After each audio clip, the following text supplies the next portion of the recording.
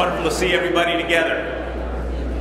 14 years ago, the parents of two Harvard-Westlake graduates endowed a speaker series designed to bring to our school, quote, people of international consequence, people who would prod our thinking, engage our minds, stretch our imaginations, and boost our aspirations.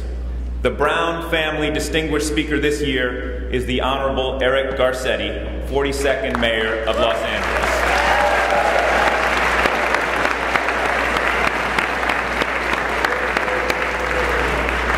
Mayor Garcetti's Back to Basics agenda is focused on job creation and solving everyday problems for LA residents. He was elected 4 times by his peers to serve as president of the Los Angeles City Council from 2006 to 2012. From 2001 until taking office as mayor, he served as the council member representing the 13th District, which includes Hollywood, Echo Park, Silver Lake, and Atwater Village, all of which were dramatically revitalized under his leadership. Mayor Garcetti was raised in the San Fernando Valley. He earned his BA and MA from Columbia, studied as a Rhodes Scholar at Oxford and the London School of Economics, and taught at Occidental and USC. A 4th-generation Angelino, he and his wife, Amy Elaine Wakeland, have a young daughter. He is a lieutenant in the U.S. Navy Reserve and is an avid jazz pianist and photographer. Mayor Garcetti also grew up right here, graduating from Harvard School in 1988.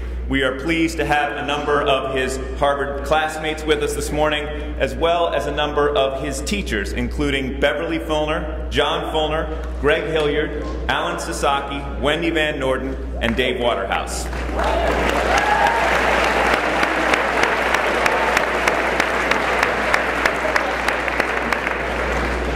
Allow me to share the opening paragraphs of the college recommendation Vanna Cairns penned for the mayor when he was a senior.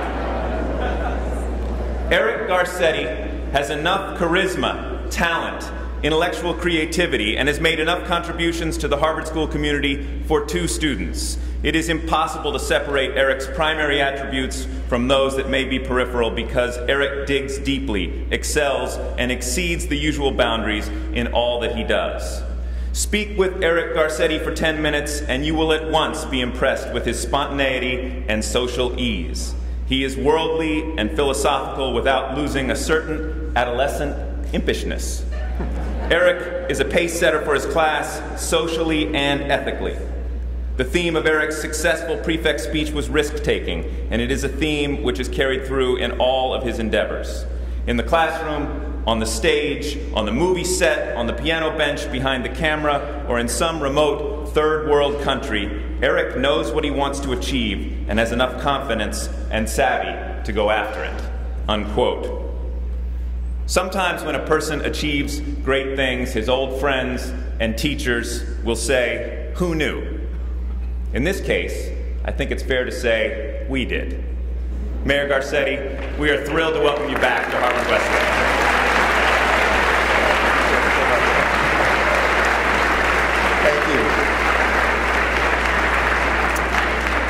Thank you, Rick, and a very good morning. I want to thank Harvard-Westlake for inviting me back to this gym for the first time in many, many years. I want to thank you, Rick, for leading this school, the entire administration, leading this school forward as an example of this city's and this school's excellence. I want to first thank, though, Linda and Russell and David Brown for their vision in this speaker series, and thank you for your generosity. I'm very honored to be your 14th speaker today. And the teachers and the students who are here today, thank you for welcoming me back home. And that's really what it feels like. This gym was here when I was a student. It was a relatively new gym back then. But I'm so proud to be part of this school and to be one of you. Along with all of you, we are the lucky ones. The ones who are lucky enough to have this gift of a world-class education. And I'm so touched to see some of my amazing teachers who were mentioned here who made it happen. Mr. Amato, Mr. and Mrs. Fulner, Coach Hilliard, Dr. Sal, Mr. Sasaki, Mrs. Van Norden, Dr. Waterhouse. I also want to apologize to Mrs. Holmes because the last time that I was here, I was campaigning for a prefect and we were told that we couldn't swear and we couldn't make fun of any teachers. So for my speech, I had my friend Evan Arnold come up and do it for me in my speech, I think at Mrs. Holmes' expense. I'm sorry I got elected, and I hope you will forgive me. Thank you. You have to go back to the archives to see what he said. You all made such a huge difference in my life, and you are a major reason why this school continues to be a place that's an example for this nation and for this world, a place for students to learn and grow. Without question, I wouldn't be mayor today of this, the largest city of the largest state in the Union, on the greatest country in the face of the earth, if it wasn't for what I learned here on this campus. And now this homecoming is even more special because I get to share it with friends that are here today. Evan Arnold, who's late apparently, Carlo D'Antonio, Leo Marks, who's late as well, Peter Richards, John Rosenberg, Zach Van Amberg, Scott Wood. You guys, we've come together recently, which I'll get to a little bit later, but thank you for keeping those bonds and those ties. I think all of us know how special it is to have come from here and to continue to keep in touch. And this place looks a little bit different than it did when we were here, don't you think, guys? I mean, clearly the biggest difference is there's girls here. When did that happen? That's a round of applause. Would have made life a little easier for you, Zach, I'm telling you. My sister went to Westlake, so I kind of feel like I went to Harvard/Westlake. But the only upside of being an all-boys school when we were here is if you played your cards right, you could go to 3 proms in 1 year, Harvard, Westlake, and Marlboro's. Sadly, that means there's 3 times as many awkward prom pictures that are floating around of me. I wish we had Snapchat back then. But to the current students that are here, now that this is a co-ed school, you have 1 prom, so make it count, all right? But all the new buildings, the new faces, the top-ranked baseball team, it seems like everything has changed, maybe except this gym. It was in this gym, I have to say, it's kind of strange to be on this side of the podium, having sat down there so many times as a student. It was at Harvard during an assembly just like this, sitting where you are today, that when I was your age, I heard a mayor of Los Angeles come and address me, Mayor Tom Bradley. At that time, Tom Bradley was a legend, a brilliant man with a big presence. And I can't remember exactly what he said, and I don't anticipate you'll remember anything that I said years from now, but I do remember sitting with my friends and feeling something. Feeling a connection not just with a campus, but with a city. That we weren't just an island here on this campus. And I felt a sense of responsibility, that what we had been given, we should do something with it. Mayor Bradley was a man who made Los Angeles a world-class city. He brought us to the Olympics in 1984, oversaw the rebuilding of LAX and of downtown, started our first subway, something we're still working on. He was iconic, a larger-than-life symbol who represented the possibility of the City of Angels. I could have never guessed that I'd be standing in his shoes here today on my campus, or that like him, my responsibility would grow to lead a city of 4 million people, or that someday Jimmy Kimmel's sidekick Guillermo would offer me Mexican champagne, also known as tequila, on live TV at the Academy Awards red carpet, which I threw over my shoulder, just to be clear. Maybe some of you have a better sense today of where you're going than I did back there, but probably not. But one thing this school does is it makes the improbable seem within your grasp. You come to Harvard-Westlake with your natural talent and your curiosity, and the school asks only one thing, that you become the best version of yourself in life. That you think bigger, that you support your classmates and help others outside the school. To be honest, I wasn't a saint. I like that intro, Rick, but I wasn't a saint in high school. I had a lot to learn. Unfortunately, I came to the right place to learn it. Just not all the things that I learned happened to influence my political views. For instance, I was kind of late back then, and my drama coach, Dr. Drew, or Mr. Drew, tried to scare me out of it when he said, multiply the number of minutes you're late by this entire cast. That's how late you are. I stopped being late. Mr. Amato once pulled me aside after class to tell me to stop goofing around. In an act of kind of Jedi mind trick, he said, I'm not worried when the dumb kids do stupid things. It's when the smart kids do something stupid. That really troubles me because they can inflict real damage on this world. Whoa! I was like, he called me smart and dumb, and he said I shouldn't. Okay, I'll stop doing things, and whatever, I turned around. And while I would never publicly endorse such a thing, I learned as much about community building from plotting senior ditch day as I did organizing club meetings. If something the press asks me, I'll deny it today. By the way, are there still the senior swings here? I don't even know. Oh, they're gone. Well, There's a little seed to plant. But above all, Harvard-Westlake teaches you to trust yourself. And I know that's really tough to hear when you're in 10th, 11th, and 12th grade. This is a school that gives you the confidence to lead a city, or a company, or a cause, but also to find the compassion to speak with equal respect to the homeless person who asks for change on the street as the studio head who asks for our help. This school asks that you take responsibility for yourself and for those around you. It reminds you that your successes do not belong only to you. They belong to your teachers and your family, to your community, to your city, to your support network, to your friends. The tears and sweat you shed over that recent exam maybe belong entirely to you, but you are here because other Angelinos invested their time and their love in you. We hope that you return that investment as well. And this school requires that you develop a serious work ethic, perhaps the best lesson of anything in life, no matter what you do. Until your second semester senior year, there are no easy grades here, and gliding your way to the perfect GPA isn't an option. Shortcuts just don't cut it. The truth is, in life, being successful is very hard. Michael Jordan, he was cut from his high school basketball team. Michael Jordan and I don't have much in common other than I have also been cut from a basketball team here at Harvard. But we agree on this. The only surefire path that has worked for me comes from hard work. The big wins don't come right away. Politicians know how to posture. We know how to make big promises. My peers do that all the time. There's an endless loop you can watch on cable TV of that. But Harvard-Westlake taught me that it's no use painting a lofty picture if you don't have the brass tacks to pin it up on the wall. In this day and age, good service is radical. Hard work is rare, and responsibility is rewarded. And this school taught me that shaking up the status quo requires working from the ground up. Most importantly, this school taught me, and will teach you, how to at once be an insider and an outsider. Of course, we're insiders in the strictest sense. Not every young Angelino, in fact, very, very few, will experience an education like this. Few Americans and few people in the world. But you work hard to earn it. And this education is a remarkable gift. I hope you will use it for something good. But here's where Harvard-Westlake stands out. You are not just encouraged to be insiders, folks of privilege, young people who are given the gifts, whether they're material or educational, philosophical. You are always also encouraged by this school to learn from the outside in, pushed to connect with people who are different from you, in spaces that are foreign, in ways that feel unnatural.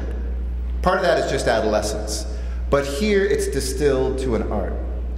You all don't perform 12 hours of community service each year to boost your chances of getting into the college of your choice.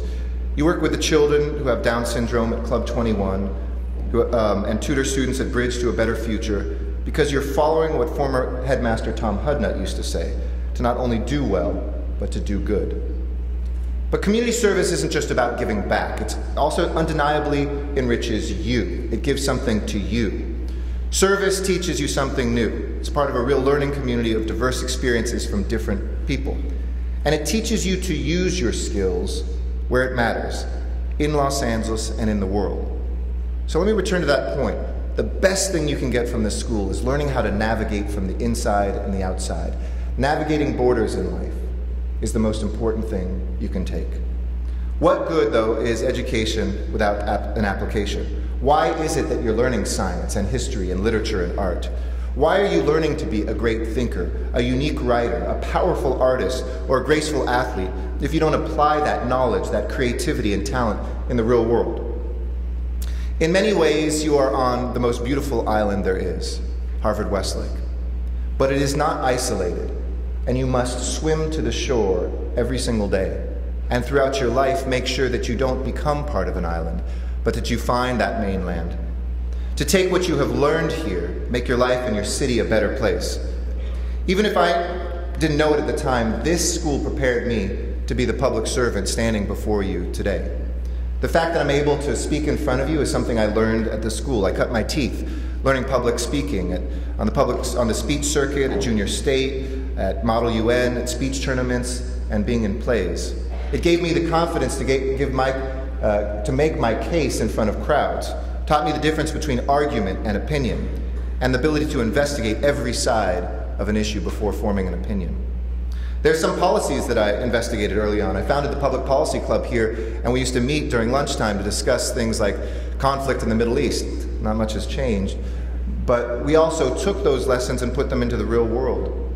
I remember going to Skid Row on a bus from Harvard first, where we fed homeless individuals who were our fellow Angelenos here. Armed with cheese sandwiches and apples, we would hand them out to folks who were sleeping on the street. And that experience stayed with me. I thought about it every single day in high school. It took me into activism in college.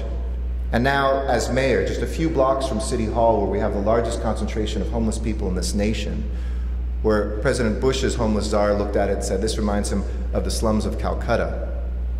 We now have that connection to a seed that was planted and my ability to do something about it. Which is why last year I accepted the First Lady, Michelle Obama's challenge to end homelessness among our veterans in Los Angeles. It's such a big problem here in LA. How do you eat a huge sandwich? Well, you start with one bite. And we have in Los Angeles 6,500 individuals who serve this country wearing their uniform and who sleep on the streets of LA. An almost impossible task that some say we couldn't do, but in a single year, we've cut that in half. 3,500 souls on our streets who served our nation are now in housing, and by the end of this year, we're going to get to 0, because this school taught me that matters. But that round of applause, thank you, that round of applause isn't just for me, it's for you. We have students here who are helping make progress by starting a chapter for Laundry Love, to give our homeless Angelenos a chance to go to a laundromat, clean their clothes, live their life with some dignity. I remember my first community service, my first internship was up the street at Tree People, something I'm sure a bunch of you are doing as well, at the top of Coldwater and Mulholland Drive, where I learned about trees and the watershed. Cut to a couple decades later, when we're in the worst drought of our lives, the worst drought recorded, and I know how to manage that water. People ask me if I'm stressed about our drought. I'm not. I'm focused on it. We all have to do our part to reduce our water usage. I've set a goal for the city to reduce our imported water by 50% in the next decade and a half. A goal we can meet, but I learned that up the street, and I wouldn't have been there were it not from this school. This is exactly what Ms. Van Norden teaches in environmental science. It's about yeah, give her a shout out. Come on, let's hear some love from Ms. Van Norden. It's about transforming our city into a city that recycles water, that turns lawns that we don't use into drought-resistant oases, that sources our water locally instead of importing it from hundreds and thousands of miles away. 30 years ago, one of my teachers was Lewis McAdams, a creative writing teacher and a great beat poet, whose son was here at the same time I was. He dreamt that we could restore the Los Angeles River, and he was the first person that told me that that concrete basin that was where Grease Lightning was filmed and where Terminators are killed and things like that was actually a river. And in that, he planted a seed that I pursued, and last year we successfully got approval for a $1 billion plan to reignite and to reclaim that river for all of us.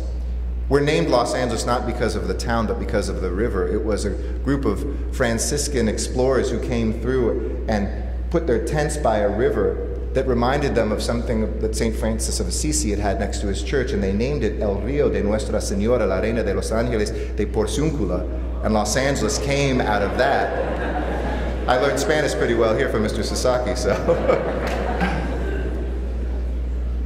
In other words, what happens here, whether it was Skid Row, whether it was planting a tree, whether it was playing on Coach Hilliard's baseball team, Dr. Waterhouse, who we pushed to have the first AP government class, which lives on today, it was being on the inside of this school. And it didn't just give me a voice as an activist, but as an artist. Being the photo editor informs my Instagram feed today.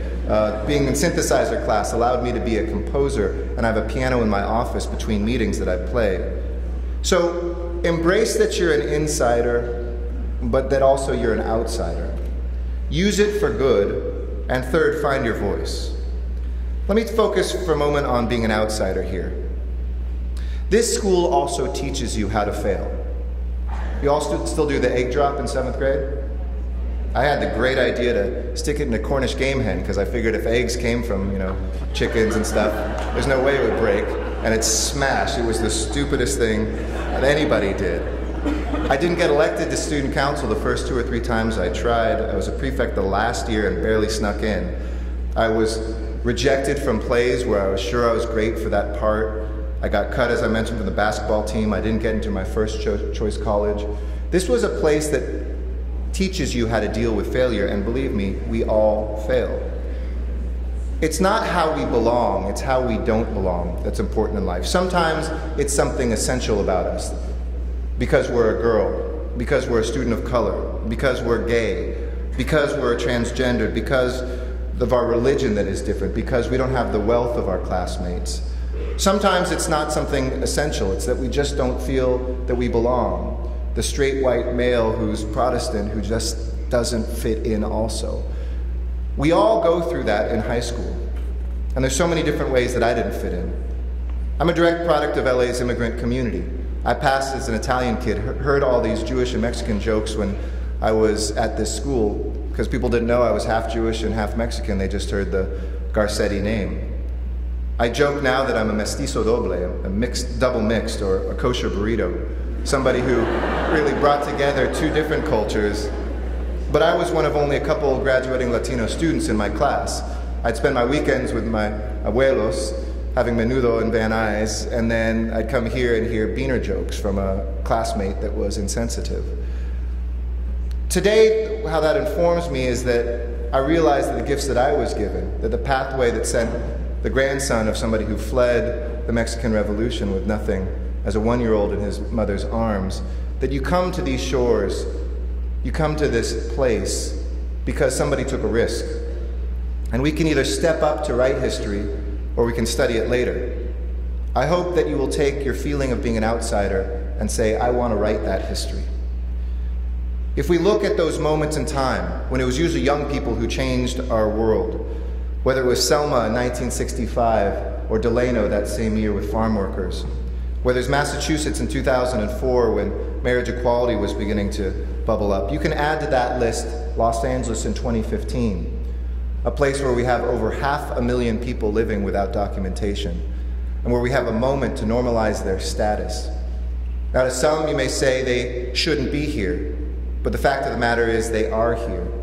And whether it's kids who are coming across the border in search of their parents, or folks who are working hard who make sure that our city is as strong as they are, our diverse classrooms here are a rehearsal for democracy itself. The diversity that we see in the city around us is something that we have to embrace and find pathways to the light instead of allowing people to live in the shadows. This school, in other words, introduces us to ourselves. It prepares us for the future realization that when you get to be the biggest insider, like myself, that you realize that all the insiders are just a collection of outsiders. That all of us are both. In other words, never lose that fear about the next step in your life, because if you do, you're arrogant. But never lose the confidence that a few days or weeks or months or even years in to that pathway that you want to take, that you can do it, that you can be that insider as well. And then what can you do with that gift to give back? Michael Davidson was one of my classmates here at Harvard. He was somebody who always had a smile for all of us, one of the nicest people you'd ever meet. And he became one of the top heart surgeons in the country. He took on risky, even edgy surgery with patients who didn't have another choice. As some of you may know, earlier this year, Michael was tragically killed by a gunman who shot him at his hospital in January. This act brought this class of '88 that had spread to the country and the world back together, online, even in person. With about a few days' notice, a quarter of us showed up at my house together just to remember those who have been lost. We've lost 4 classmates, one our senior year to a car accident, another who died of AIDS and heart trouble after battling mental health and substance abuse, another one who had a heart attack on a basketball court who I went to college with, and then Michael. I was remarking to my class how strange and devastating it was that a few men from our graduating class had passed away. But I also said, in this city, coming from a place like Harvard-Westlake, it seems strange, but in our city, there are still neighborhoods in this city where it's rare to graduate high school without having attended the funeral of many classmates who've lost their life long before their time. If you're an African American or Latino male in this city, that's just expected. And when you ask some schools how long you expect to live of their students, they might raise their hands and say 25, 26. Today we are in a position to change that.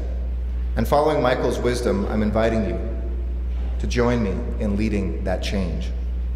One way you can do that is just by joining our city, signing up to be part of the Mayor's Office Volunteer Corps at lamayor.org/volunteer.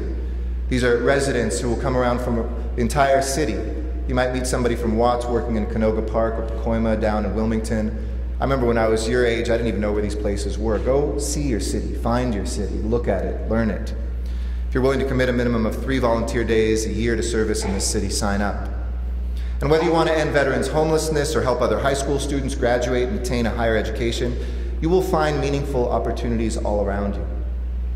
I hope that you will make Los Angeles a better place, that you will become angels in this city of angels. And then, when you're done with school, I know a few of you will go out of town for college. But let me make my pitch right now. When you're done, come back to LA. Trust me, it's much better than those other places. The weather is better, the people are more interesting, and this city's on fire. We are headed for, I think, a decade that's not unlike the 80s were, where the city was resurgent, where we brought the world's attention here. We started investing in infrastructure again. We rebuilt an airport and got rail lines, and we started looking at the city in a different way. And just as importantly, we started opening up to each other. A segregated city began to integrate itself into the great metropolis this is today. Theodore Roosevelt once said, "This country will not be a good place for any of us to live in unless we make it a good place for all of us to live in." And we need you here. I remember studying the ancient Greeks here. I think we had to read the Iliad and Odyssey in English class. We learned in Western Civ about all sorts of things. The ancient Greeks understood something very important about the city and about politics. In fact, the word for politics and for the city is the same. It's polis. Polis. So politics, which has such a dirty name today, whether you watch MSNBC or Fox yelling at people passes for it, was seen in Greek days as a necessity of living in a city. We engaged in politics because we engaged with each other, argued out, just as you do here in your classes, or in a speech or debate tournament, or even at lunchtime, those things that matter to you. Don't lose that spirit when you become an adult, when you move forward into the world. We need you in the city, and we need you in politics. Politics is the obligation of any good citizen. One of those ancient Greeks, Aristotle, wrote that the city came into being to preserve life, but it exists for the good life. In other words, cities grew up to protect us, the walls that kept away all the danger from outside, but that wasn't the end goal. We live in a city not to be safe, but to find and to define what the good life is for each one of us. The love of our life that we find over a date. The thing that we create, whether it's a piece of art or a song or a play that we perform in, that we will remember for the rest of our lives. A championship banner that we are a part of. The good life is the end goal. So use what you've learned here to find the good life for you. And please interrupt your studying, your rehearsing, your training, and your freaking out about college to enjoy your time here. We don't mark our days by how many days we live, but how we live each one of them. And at the end of our lives, we won't remember what we owned or how many awards we won.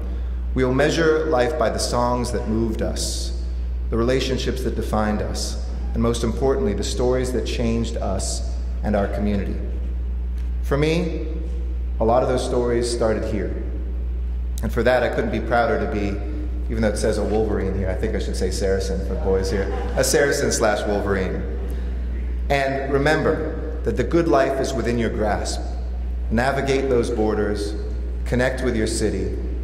Graduating from here, you already will have a head start. But remember, one day, when you come back to this campus, look back at that sweep and remember the seeds that first came here from Harvard-Westlake. Thank you so much.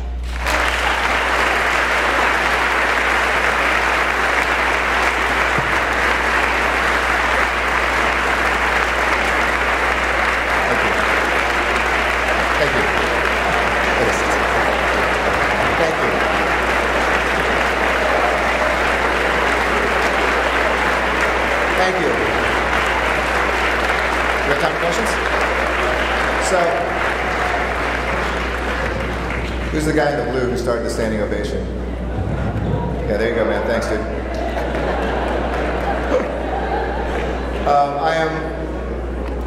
Mr. Commons said I could answer some questions, so here's your chance to ask your mayor anything. About my time here, about the direction of the school, about Zach Van Amberg's love life as a 16-year-old. Any questions? Guy in blue, you get the first question if you want. But don't feel obligated.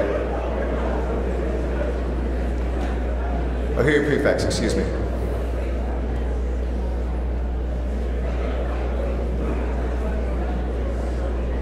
All right, we got a question over here. Thank you. Hello. Hello. What's your name?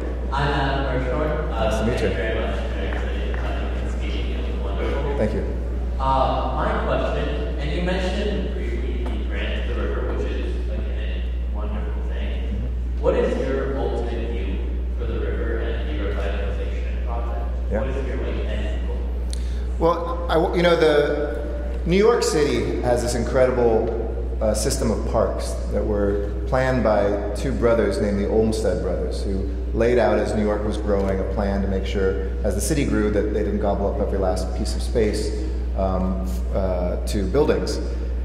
The same Olmsted brothers came here in the 1930s and gave us a plan for the Los Angeles River to be that kind of green belt that would go through Los Angeles, almost a spine for the city. And we said, thanks very much, and we shelved it away and never implemented it. And instead, because many people were dying whenever there would be flooding on the LA River, because there was no concrete banks, we went to the Army Corps of Engineers and asked them to pave it. And that's what happened. That's why it's in this kind of concrete straitjacket. My ultimate vision is to kind of return to a modern day version of what the Olmsted brothers had, which is to let this be a green belt for the city. Almost, if you think about it, an emerald necklace where you have these parks along the way, a bike path that links together, and wherever we can, we start to unpave the concrete, because we can do that now technologically. A third of the residents of LA live within walking distance of the river, which is a pretty incredible statistic. So it should be the thing that links us together in a city that doesn't really, but a series of open space, ecology, restore nature, so that places, right now we've cleaned up the water by 85% just in the last decade, and you can eat fish out of the river now. You can see beautiful birds that are there. You can go kayaking on the river now. Has anybody ever kayaked LA River? Yeah, sweet. It's awesome. Do it this next summer. It's really great. So that's the vision, is to create this emerald necklace of kind of a green belt for the city. Thank you very much. Thank you.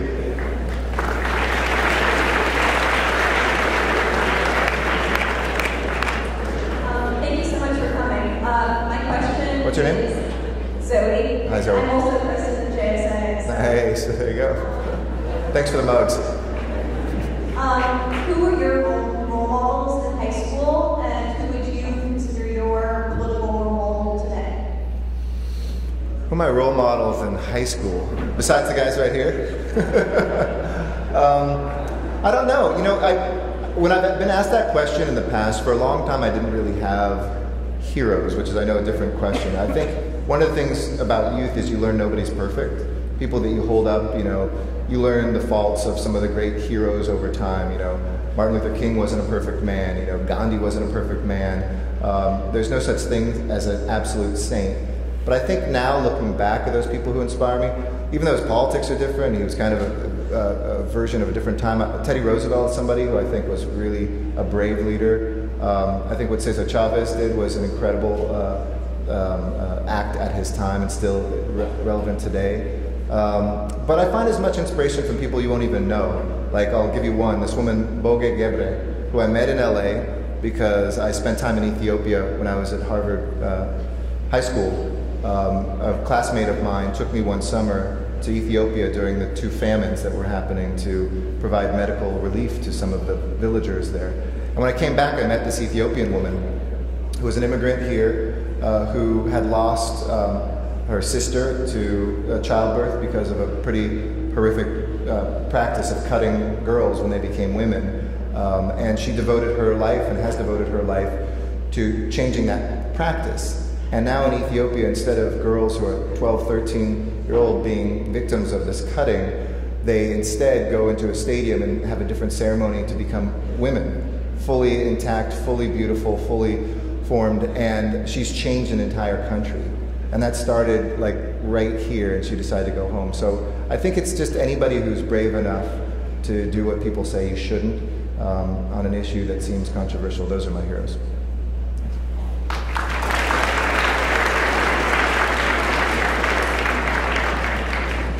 Hello, Mayor. Hello. Thank you for coming. Thank you. What's your name? Jordan. Jordan. I have a question that's kind of similar to the first one, but a little different. Where do you see the city being in terms of bicycling infrastructure and making the streets safer for cyclists like myself, in terms of just riding around and getting around the city? Sorry, I had a little trouble hearing. I heard infrastructure. Say one last. Just making the streets safer for cyclists like me. Oh, cyclists. Gotcha. Sorry. So who went to Ciclavia yesterday? Ciclavia Valley. Awesome. Well, at least 10 of you. So, we've been known as the car capital of America for forever. And I think your generation is changing that. A lot of people don't, when they're turning 16, need to have their driver's license. They want to take public transportation. They want to figure out a way to bike places. They want to be able to walk.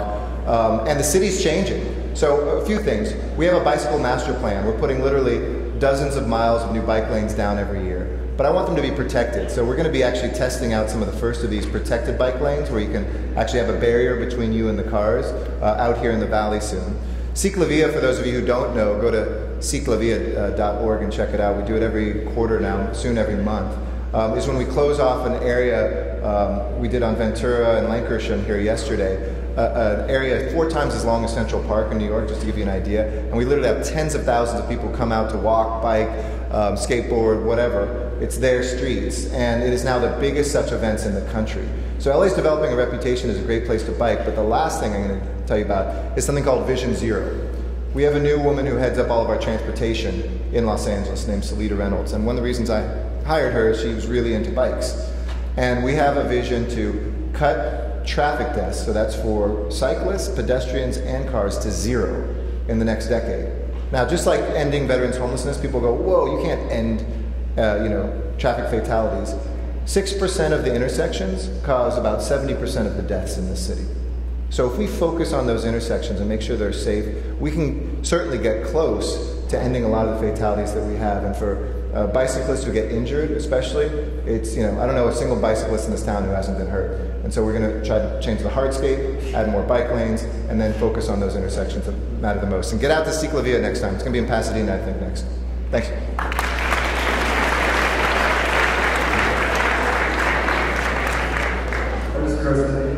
Hi. Once again, really good. So Eric's Mayor words are telling us on the press about the startups he did in LA. Yep. As a company itself. I'm kind of curious to see what you kind of plan besides the kind of events in the Oakland area. Just because that's kind of what it's supposed to be. Sure. So LA is the #1 tech city in America, if not the world. Everybody thinks Silicon Valley, but we just put out a report end of last year, that shows that LA County has more tech jobs than even Santa Clara County in the heart of Silicon Valley, more than New York, more than Boston. And our tech is very diverse. It's not just digital tech. It's aerospace tech, it's green tech, it's biotech, it's entertainment tech, it's video gaming, it's television, it's where all these things intersect together. So I think LA's strength is the way that content and technology meet one another here. And increasingly, big companies like Google can't afford not to be here. So YouTube is actually headquartered here, and they just took another 1 million square feet out by Playa Vista. But also the startup scene, it's much cheaper here. I mean, if you want to pay 3 times as much, go for it. Move to San Francisco, good luck, find a place to live and a decent startup space for your office. But geographically, that's why we're encouraging it not just to be on the west side where Snapchat and others are. We're looking at downtown right now is exploding. How many girls buy clothes from Nasty Gal? Anybody here? See? Nasty Gal's downtown Los Angeles. It's a great example. Sophia Amorosa, said I had to move from the Bay Area because fashion is here in LA, so a tech fashion company needed to be down here. The Hyperloop, you guys remember when Elon Musk talked about Hyperloop, the tube that would transport you in no time? Everybody said, that's Elon Musk's latest crazy idea. We don't just have one, we have 2 Hyperloop companies now headquartered in downtown LA, some capitalized with tens of millions of dollars ready to do a test track already. So I think LA is a place where there's fewer barriers to entry. Downtown, North Hollywood, Hollywood itself, the neighborhood of Hollywood, Culver City, Playa Vista, Venice, Santa Monica, those are where the main clusters are. But I also want to see us go to South LA. We've started an initiative called Silicon South, where we're going into high schools and teaching coding to places like Crenshaw High School and Dorsey High School. Because, why shouldn't the next Mark Zuckerberg be an African-American woman coming out of South LA? I think that, any student in the city deserves as good a chance as we have in schools like this.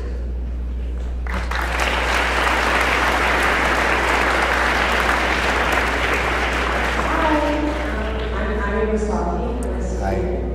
Congratulations. So, basically, San Francisco's minimum wage is being reduced to $11 as you know, probably. Yep. And I just want to ask you your opinion on minimum wage in Los Angeles, and if you believe that the job opportunities are distributed equally among all socialized classes. So we're number one in so many ways in the city. The most visitors in the country, number one in international trade and tech jobs and manufacturing. We're seeing the biggest addition of new jobs in a couple decades here. But we're also number one in three areas that I don't like. One is traffic, second is homelessness, which I talked about, and third is in our poverty. We are now the poverty capital of America in terms of absolute numbers. A quarter of the people that live in Los Angeles live in poverty. And we're the least affordable housing market in the country. San Francisco and New York, the apartments cost more, but people earn more. So the gap between income and rent is the highest here.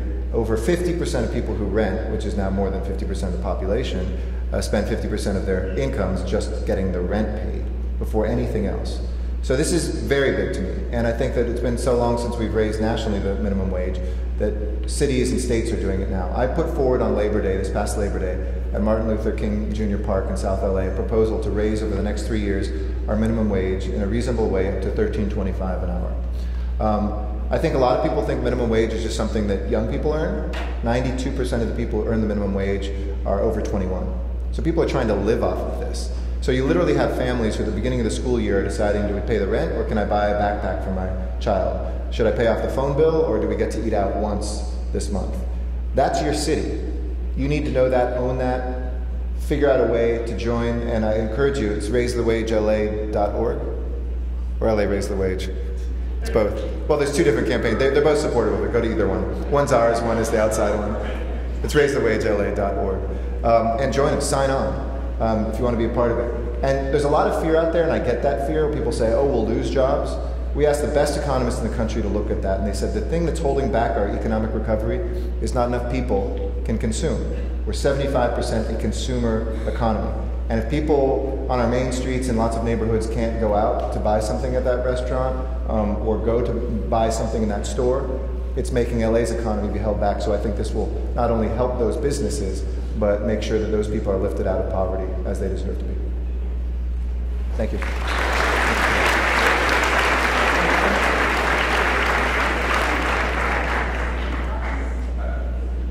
Hi. I know you've had a really successful career and you've also taken business home history class. What advice would you give to someone who's trying to succeed in that class?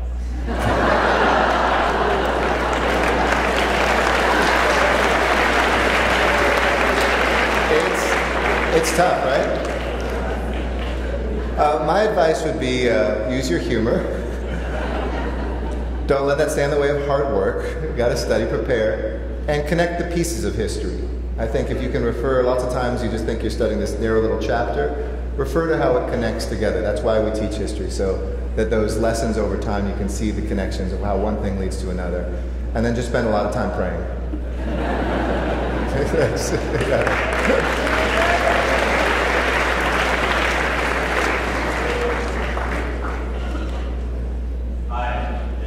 How you doing? Good. This question was about the people sitting around me. What are your thoughts on the NFL coming to LA? Well,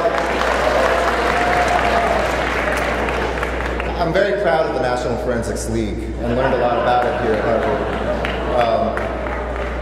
So the NFL is going to come to LA. I'm pretty confident of that.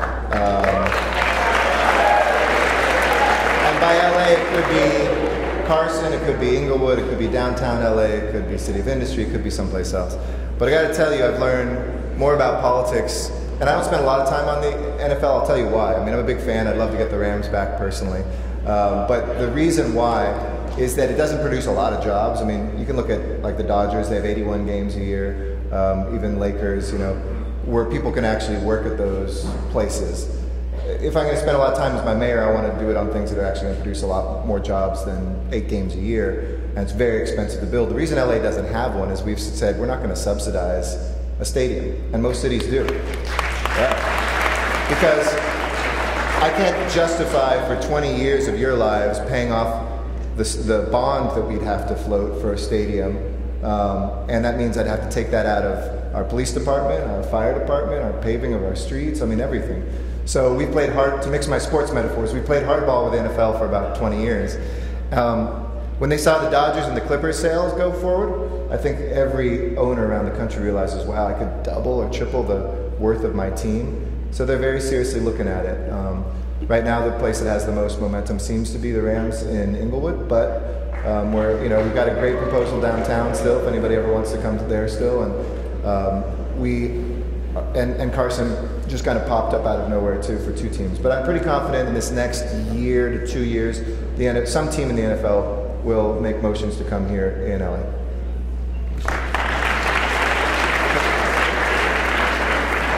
The last question. Okay. Hi, my name is Kayla. I'm just wondering what's the biggest difficulty in like implementing your ideas as mayor, logistics, or discuss actual politics? You know, it's funny. The question was, well, you know, the biggest difficulty is. People always say, "What's the biggest surprise being mayor?" And I say the biggest surprise is that the big things are a lot easier than you ever think, and the small ones are so much more difficult than you'd ever imagine. In other words, you know, the LA River, we've been talking about it for 30 years, and still we've got to build it out and stuff, but getting the plan in place, it took a lot of determination. I had to go to Washington, D.C. I had to talk to the president himself about it 4 or 5 times, but we got it through. Or the fact that LAX doesn't have a connection with rail, like the only airport in the, you know, great airport in the world. We talked about that for 30 years. In my first year as mayor, we passed the plan to be able to do that, and it will happen. So those big things suddenly are like, whoa, I thought that would take me 8 years to do. But then you try to change something really, really small, like, you know, changing the computers at City Hall or something, or just posting for a new position. It takes the city of LA more than a year just to get the job notice out. I mean, that's crazy bureaucracy, right? I mean, it's like, you guys know the expression Byzantine, and when something is Byzantine, it's because the Byzantine Empire was known for having so many layers of bureaucracy. We're gonna have to change that to like the Angelino way of doing things, and we're changing that now, but I think that's probably the biggest surprise. The other thing is getting people to care. And I'm trying to change that culture. It's why I'm here today, quite frankly, besides the fun of coming back. Is I feel if I can plant the seed with this room full of, you know, hundreds of current, you're not future, current LA leaders, that maybe we can all start to care about our city a little more. We all do amazing things for a cause, for a school, for a church, or synagogue. You know, we do things for our alma maters when we graduate from this school and from college. But how often do we do something for LA? And I think it's because it's so big, people don't know how to do it. But I hope I've showed you some on-ramps onto, you know, that highway of caring for LA. And so I think the biggest surprise with those 2 things and the biggest impediment is getting people to care. But if you all step up and do something, I think we'll be able to overcome that. Thanks so much, everybody. Appreciate it. Have a great day, everybody.